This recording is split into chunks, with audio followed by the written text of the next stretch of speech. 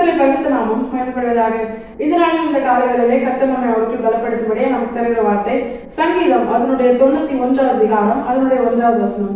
உன்னதமானவரின் மறைவில் இருக்கிறவன் சர்வ வல்லவருடைய நிழலில் தங்குவான். கர்த்தருடைய பரிசுத்த நாமம் மகிமைப்படுவதாக.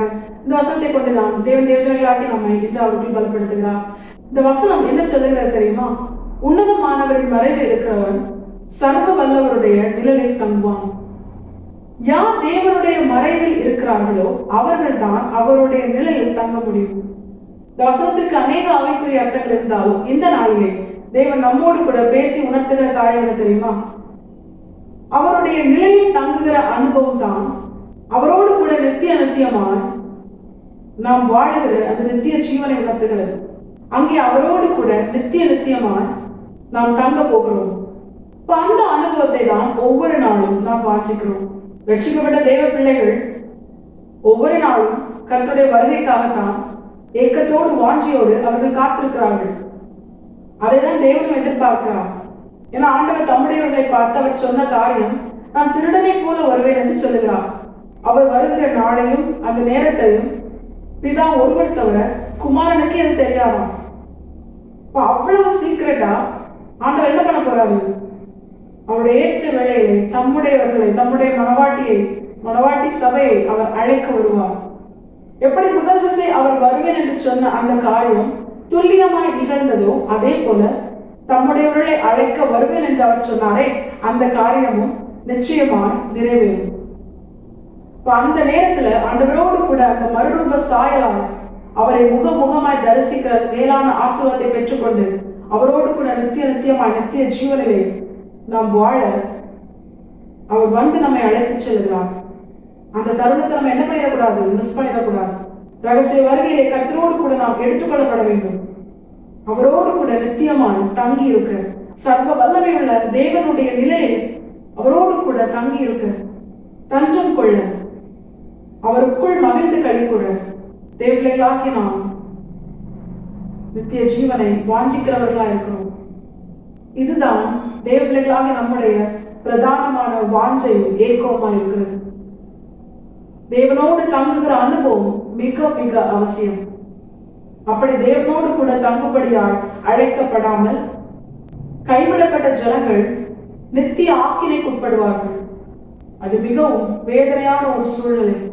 நிச்சயமாய் தேவன் அதை விரும்பவில்லை. யாரும் கெட்டு போவது தேவ சித்தம் அல்ல. அதனால்தான் ஆண்டவர் நம்மோடு கூட பேசி உணர்த்துகிறான். எல்லா மனுஷனும் ரட்சிக்கப்பட வேண்டும், எல்லா ஜனங்களும் ரட்சிக்கப்பட வேண்டும். இதுதான் தேவ சித்தம். தேவனோடு கூட தங்கி இருக்க வேண்டும். அப்ப இதை வாஞ்சிக்கிற தேவ ஜனமே, இதை நாம் பெற்றுக்கொள்ள வேண்டும் என்றுதான் தேவன் இன்று அதை நாம் பெற்றுக்கொள்ள என்ன செய்ய வேண்டும் என்று நமக்கு கற்றுத் தருகிறார். தேவர்களாகி நாம் நித்தியமாய் கர்த்தரோடு கூட தங்கி இருக்க, சர்வ வல்லவருடைய நிழலில் நாம் களிகூர்ந்து மகிழ நாம் செய்ய வேண்டிய காரியம் என்ன தெரியுமா? இந்த வசனத்தின் துவக்கத்தில் ஆண்டவர் அதை தெளிவாய் சொல்கிறார். உன்னதமானவரின் மறைவில் இருக்கிறவன்.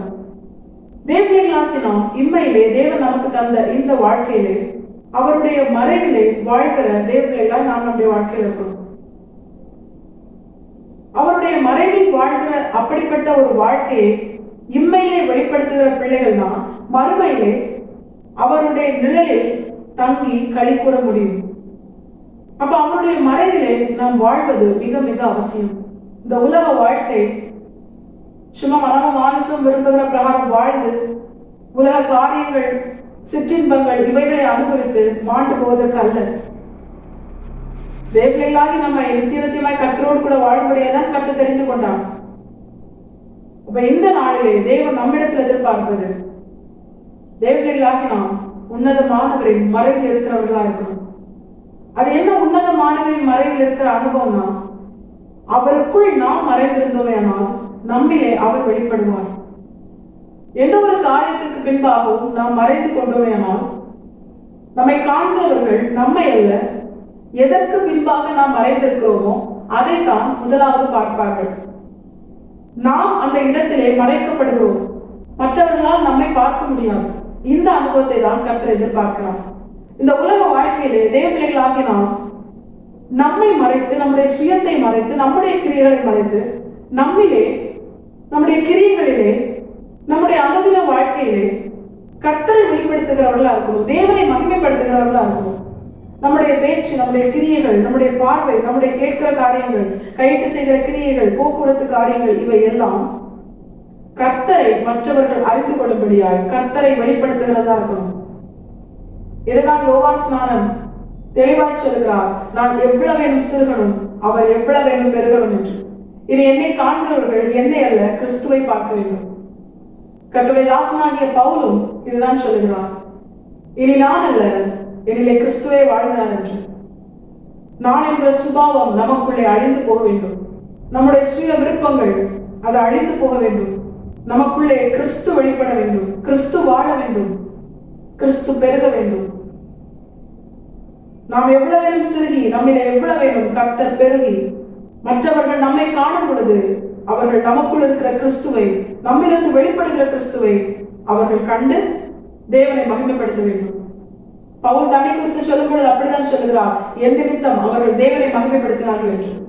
இதுதான் கர்த்தர் நம்மிடத்தில் எதிர்பார்க்கிறார். நம் நிமித்தம் நம்மை சூழ்ந்திருக்கிறவர்கள் கர்த்தரை மகிமைப்படுத்தத்தக்கதால் நம்மிலே நாம் உள்ளும் புறமும் ஆண்டவராக இயேசு கிறிஸ்துவை வெளிப்படுத்தினோமே ஆனால், உன்னதமானவரின் மறைவில் இருக்கிற அந்த அனுபவத்தை நாம் வெளிப்படுத்தினோமே ஆனால், சர்வ வல்லவரின் நிழலில் தங்குகிற அந்த மேலான ஆசீர்வாதத்தை, நித்திய ஜீவனை தேவன் நமக்கு தருவது அதிக நிச்சயம்.